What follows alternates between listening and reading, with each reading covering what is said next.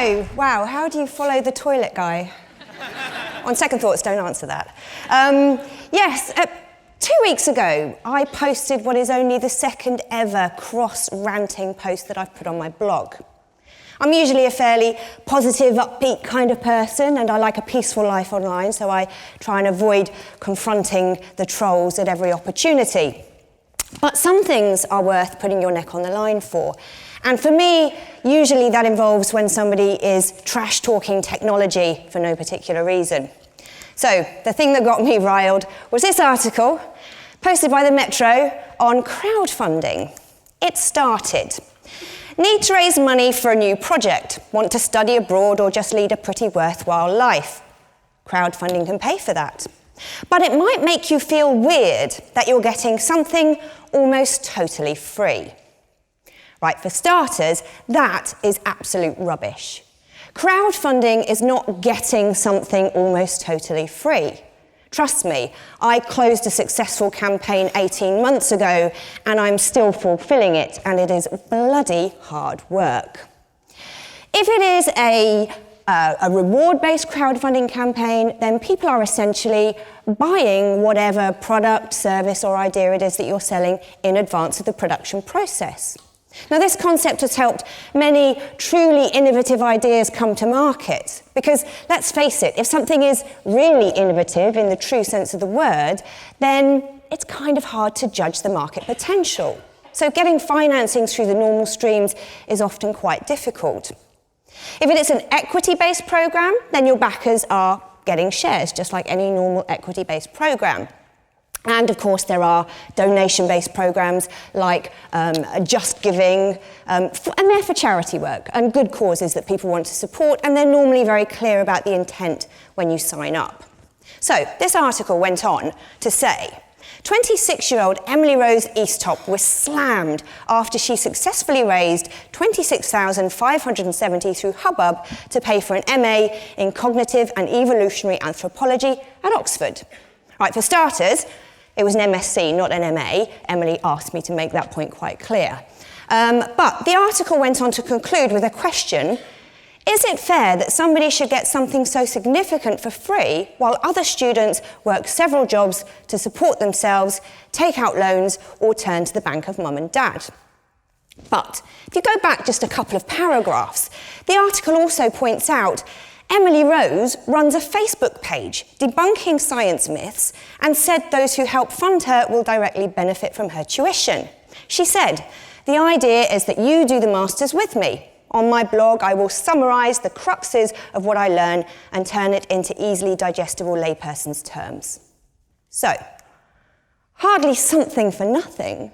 What Emily Rose is committing to do is create regular written content to a standard already demonstrated on her Facebook page, a standard that her audience are more than happy to pay for. And trust me, as a blogger myself, I can guarantee that Emily Rose is going to be spending an awful lot more time and effort creating and posting that content than she would if she took a part-time job in the Wetherspoons pub. So, this is pretty typical of an attitude towards technological advances, this prehistoric idea that technology will be the death of whatever it is that feels threatened by it. The entertainment industry is pretty typical of this. Since the dawn of digitisation, there stand to be an awful lot of people who will lose an awful lot of income if they can't stem and control the flow and sharing of information and ideas online. Film studios, music labels, promoters, financiers, the middlemen and the mawkers, the dinosaurs of the entertainment industry who just want the old system of copyright to remain in place so that they can sit in their nice plush offices collecting their nice fat paychecks with their fingers wedged in their ears so that they can avoid the sound of progress marching on all around them. They come out in force at conferences and policy meetings whenever the topic of copyright is on the agenda. I've experienced this myself in 2012 when I chaired a panel discussion at the Internet Governance Forum in Azerbaijan, which tried to look past the tired arguments for and against traditional copyright and imagine what the future of content distribution online might be 5 or 10 years in the future. And for me, one of the most exciting ideas that came out of that was the notion that crowdfunding could be an alternative model for funding creative pursuits. It allows the creator, the artist, to judge whether or not there is enough interest in his or her creative work to make it financially viable to go ahead and produce it. And we haven't always had copyright. Back in Shakespeare's day, Shakespeare was dead in his grave 100 years before the first copyright laws came into effect. He was said to live life in London as a poor player. He was also a tax dodger and very possibly a smuggler as well to make ends meet. But in the 1600s as a writer, you were lucky if you got the backing of a rich financier to feed and clothe you through the creation process. After that, your income was almost entirely dictated by the number of people, the number of bums on seats that you could get into the theatre to enjoy a work of art. Now, Shakespeare didn't have any royalty payments. And I wonder how, in the 18th century, the backers and the financiers and the distributors reacted when in 1710, Britain's Statute of Anne first suggested the idea of government-controlled and regulated payment for creative works of art, as opposed to it being a matter settled between private parties. I'm willing to bet that they were near apoplectic with the assertion that this is going to be the death of the creative arts. Much like those people who roll out in support of copyright today assert that the exact opposite is true. Well, despite their objections, copyright law came into effect and has served us pretty well for about 300 years. And then the internet happened. The digitization of life, the connectivity of the world. Pretty much every major life-enhancing aspect of the internet that we've come to love and expect as human right today has slowly but surely been chipping away at our intellectual property rights. And people are losing money. There is absolutely no doubt about it. Now, if you don't have a problem with consuming illegal content, then that's really down to you. Personally, I hope you choke on your popcorn because I believe that if somebody's poured their heart and soul into creating great content, then they need to be fairly paid for it. And Exhibit A, Your Honour, people are losing an awful lot of money because other people are not paying for their content. But then there is Exhibit B. The internet isn't going away, and people are only going to get better at using it. So no matter how much time and money you plough into trying to find a cure for digitization, your efforts are going to be entirely wasted. People who want to pirate content and share it illegally online are always going to find a way around the technological barriers that you put up. So all you're really doing with them is hindering the genuine enjoyment of your actual customers to use their content across the many different platforms and devices that so many of us have in our lives today. So, holding back a river with your hands is pretty much what it's like trying to stop people sharing digital content online. Perhaps even wearing big fat woolly gloves. All it's going to do is weigh you down with the effort of it. And surely a much better strategy is to find a way to swim with the current of progress. For me, crowdfunding represents a really good flotation device in this context. 270,000 new jobs and around $65 billion will be added to the global economy by the end of this year just through crowdfunding. And there have been some phenomenal successes in the creative industries already. The single biggest, most successful crowdfunding campaign to date is a video game. Star Citizen made a target of 53 million against a 2 million initial target, and incidentally is still running privately whilst the game is in development, and is adding between $1.3 and $3.7 million every month to the total that they have raised so far. The movie industry as well, doing great. There are currently over 800 live video and film projects just on Kickstarter. The most successful to date, the Veronica Mars movie project, funded nearly $6 million against an original target of $2 million. In music, Amanda Palmer, originally of Shakespeare's sister, she managed to gain $1.2 million against an original target of $100,000 for her album and tour. Literature as well is doing very well. And actually, although crowdfunding is great for literature, also crowdsourcing an audience is an interesting concept. This is Beth Reekles. She was 17 last year when she signed a 3-book deal with a massive US publisher for her debut novel, The Kissing Booth. She first published that on story sharing site Wattpad and gained 19 million views.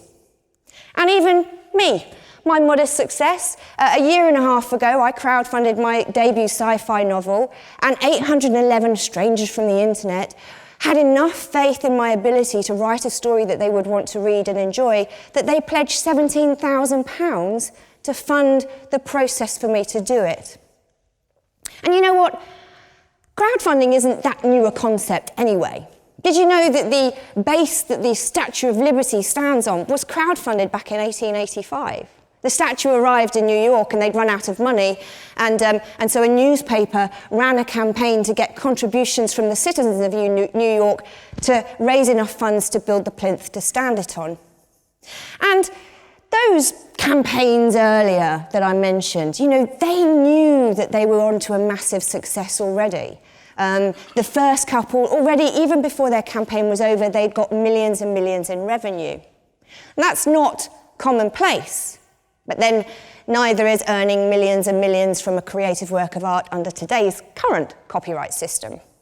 For other people, the success might come after the campaign, where they've funded it to the point where they can actually produce it, and then when it gets out there into the wild, it goes crazy, everybody loves it, and again, they become household names like Beth Reekles. For many more people like myself, the success will be moderate. I'm very happy with £17,000. It's meant that I've been able to pay my mortgage and put food on my table and feed my cats with their very extravagant diet. And I'll do it again. But then again, many, many, many more people will never see success at all and will fade into obscurity without their desire to become an internationally famous artist ever realised. So, again, a lot like today, and there's always X factor at the end of the day.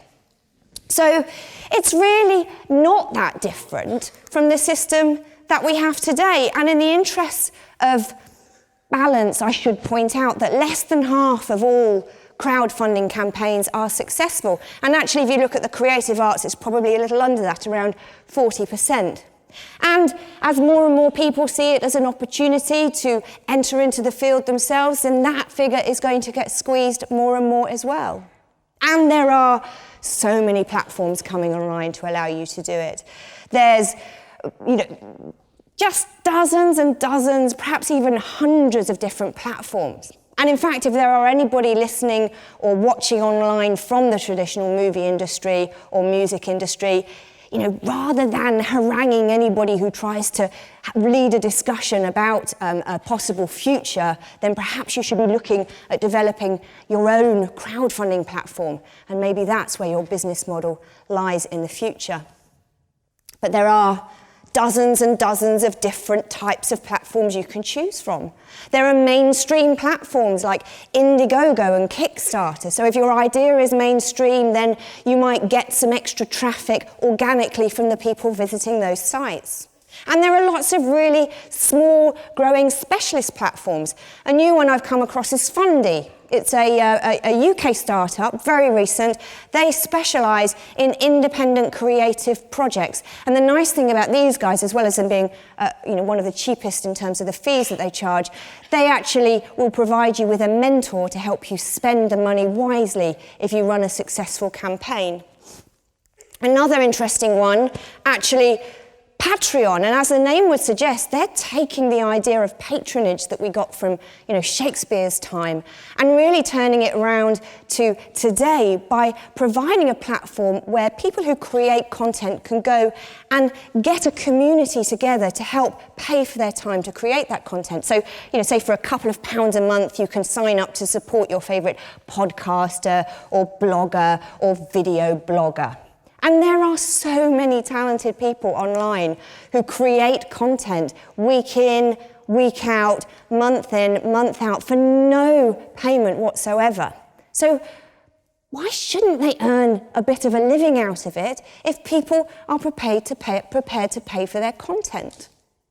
And this kind of brings us nicely in a full circle back to Emily Rose, who could have played by the system and got herself a job in Wetherspoons and racked up thousands and thousands of pounds worth of debt, which she'll be paying back for years and years with interest. But instead, she decided to see whether or not her writing could earn her a living that would see her through university. And despite the fact that there isn't a publisher on this planet, I believe, that would have given her a £26,000 advance for her idea, thanks to crowdfunding, that idea became a reality.